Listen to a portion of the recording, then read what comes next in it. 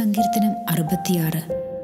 സർവഭൂമിയുമായുള്ളവേ ദൈവത്തിന് ഘോഷിപ്പിൻ, അവൻ്റെ നാമത്തിൻ്റെ മഹത്വം കീർത്തിപ്പിൻ, അവൻ്റെ സ്തുതി മഹത്വീകരിപ്പിൻ. നിന്റെ പ്രവൃത്തികൾ എത്ര ഭയങ്കരം! നിന്റെ ശക്തിയുടെ വലിപ്പത്താൽ ശത്രുക്കൾ നിനക്ക് കീഴടങ്ങും. സർവഭൂമിയും നിന്നെ നമസ്കരിച്ച് പാടും. അവ നിന്റെ നാമത്തിന് കീർത്തനം പാടും എന്നിങ്ങനെ ദൈവത്തോട് പറവിൻ. വന്ന് ദൈവത്തിൻ്റെ പ്രവൃത്തികളെ നോക്കുവിൻ. അവൻ മനുഷ്യപുത്രന്മാരോടുള്ള തൻ്റെ പ്രവൃത്തിയിൽ ഭയങ്കരൻ. അവൻ സമുദ്രത്തെ ഉണങ്ങിയ നിലമാക്കി. അവർ കാൽനടയായി നദി കടന്നുപോയി. അവിടെ നാം അവനിൽ സന്തോഷിച്ചു. അവൻ തൻ്റെ ശക്തിയാൽ എന്നേക്കും വാഴുന്നു. അവൻ്റെ കണ്ണ് ജാതികളെ നോക്കുന്നു.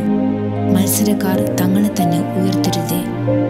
വംശങ്ങളെ, നമ്മുടെ ദൈവത്തെ വാഴ്ത്തുവിൻ. അവൻ്റെ സ്തുതിയെ ഉച്ചത്തിൽ കേൾപ്പിപ്പിൻ. അവൻ നമ്മെ ജീവനോടെ കാക്കുന്നു. നമ്മുടെ കാലടികൾ വഴുതുവാൻ സമ്മതിക്കുന്നതുമില്ല. ദൈവമേ, നീ ഞങ്ങളെ പരിശോധിച്ചിരിക്കുന്നു. വെള്ളി ഊതി കഴിക്കും പോലെ നീ ഞങ്ങളെ ഊതി കഴിച്ചിരിക്കുന്നു. നീ ഞങ്ങളെ വലയിൽ അകപ്പെടുത്തി ഞങ്ങളുടെ മുതുകത്ത് ഒരു വലിയ ഭാരം വെച്ചിരിക്കുന്നു. നീ മനുഷ്യരെ ഞങ്ങളുടെ തലമേൽ കയറി ഓടിക്കുമാറാക്കി. ഞങ്ങൾ തീയിലും വെള്ളത്തിലും കൂടി കടക്കേണ്ടി വന്നു. എങ്കിലും നീ ഞങ്ങളെ സമൃദ്ധിയിലേക്ക് കൊണ്ടുവന്നിരിക്കുന്നു.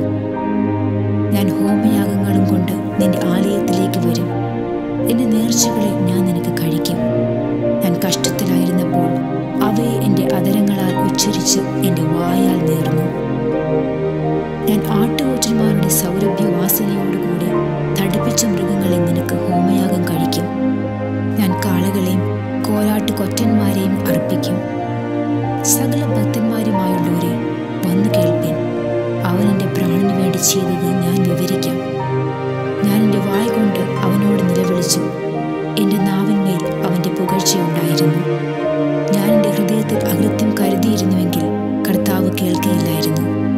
എന്നാൽ ദൈവം കേട്ടിരിക്കുന്നു. എൻ്റെ പ്രാർത്ഥനാ ശബ്ദം ശ്രദ്ധിച്ചിരിക്കുന്നു. എൻ്റെ പ്രാർത്ഥന തള്ളിക്കളയാതെ